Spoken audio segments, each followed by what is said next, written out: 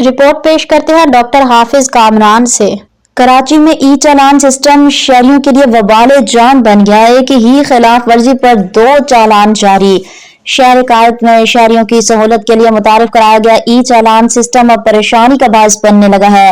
سوراب گوٹ Lyari express way پر ایک شہری کو ایک ہی خلاف ورزی پر 2 الگ اوقات میں چالان موصول ہوئے، جس پر متاثرہ شہری نے نظام کی شفافیت پر سوالات اٹھا دیے۔ متاثرہ شہری کے مطابق ایک ہی دن ایک ہی خلاف ورزی کے لیے اس 2 مختلف چالان جاری کیے گئے ہیں۔ چالان میں موجود تصویر ایک ہی ہے مگر اوقات مختلف ظاہر کیے گئے ہیں۔ شہری نے بتایا کہ میں نے واقعی سیٹ بیلٹ نہیں پہنی تھی، اپنی غلطی تسلیم کرتا ہوں مگر ایک خلاف ورزی پر 2 چالان کیوں؟ یہ تو زیادتی ہے۔ شہری کا کہنا ہے کہ ای چالان سسٹم میں ڈیٹا اپڈیٹ اور تصدیق کا عمل ناقص ہے، جبکہ کئی مقامات پر کیمروں کی مانیٹرنگ اور ریکارڈنگ میں تکنیکی خرابیاں بھی سامنے آ رہی ہیں۔